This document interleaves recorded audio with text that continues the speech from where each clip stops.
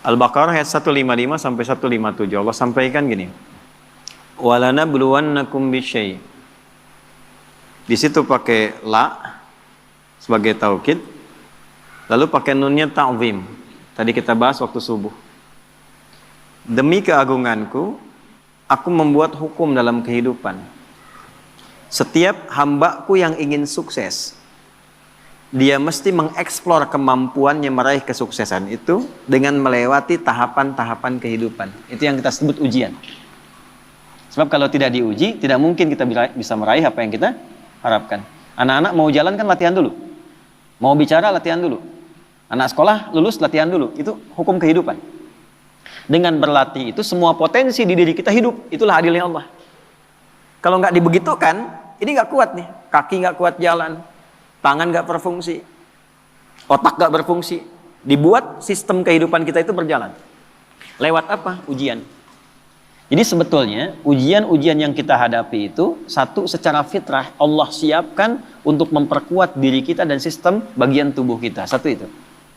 Yang kedua, ujian hidup itu sebetulnya mengantarkan kepada setiap harapan dan kesuksesan yang ingin kita raih. Jadi kalau kita berdoa nih ya, Allah kasih hukum gini. Ya Allah, saya pengen lulus ke kampus A. Bagaimana jalan ke sana?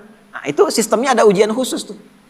Ini yang dipelajari. Kamu tingkatkan belajarnya begini, ya, spend waktunya seperti ini, atur waktunya begini, yang dipelajari begini, mekanismenya diberikan instrumennya kepada kita. Otaknya dikasih, jalannya dikasih, pikirannya dikasih, hidup semua itu.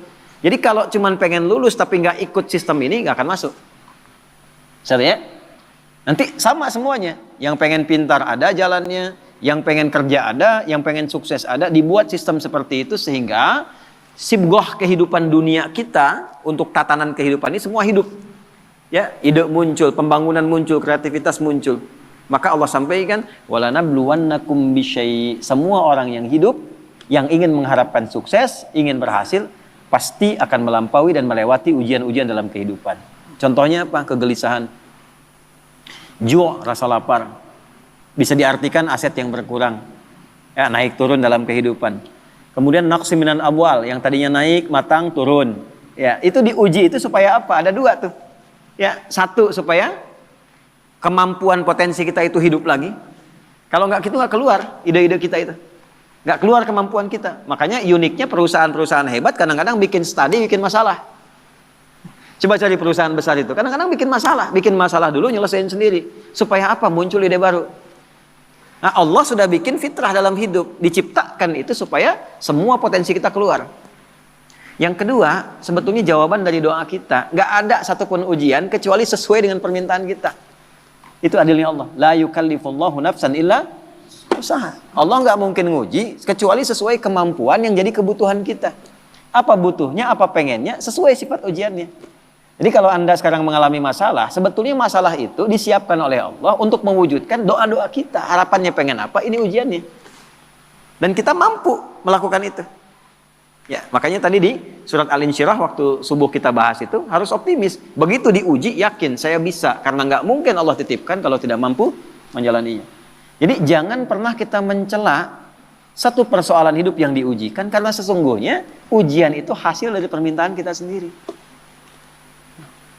Saya pengen nikah ya Allah, tentukan tanggal sekian. Dikirim, ya lewatin ini nih. Ya, nah ujian yang diberikan kepada Razik itu tidak akan diberikan kepada Fauzi. Nggak akan sama ujiannya. Yang satu pengen lulus ujian kampus, pengen cepat wisuda. Yang satu pengen wisuda anak orang, ya kan? Nah itu ujiannya beda, nggak akan sama.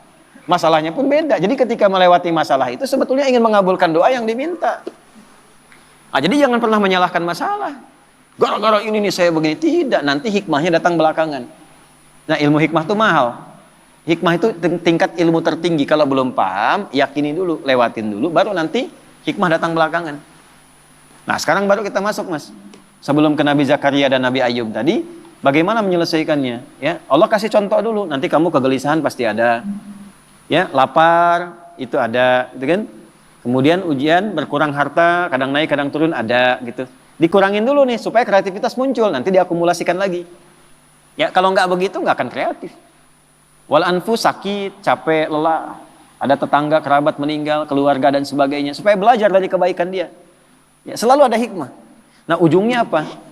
Ada watsamarat. Nah, ini kurang tepat menurut saya diartikan di terjemahan. Watsamarat diartikan dan bebuahan. Kalau begitu sifat keadilan Allah kurang sempurna, naudzubillah. Karena yang diuji tukang buah saja.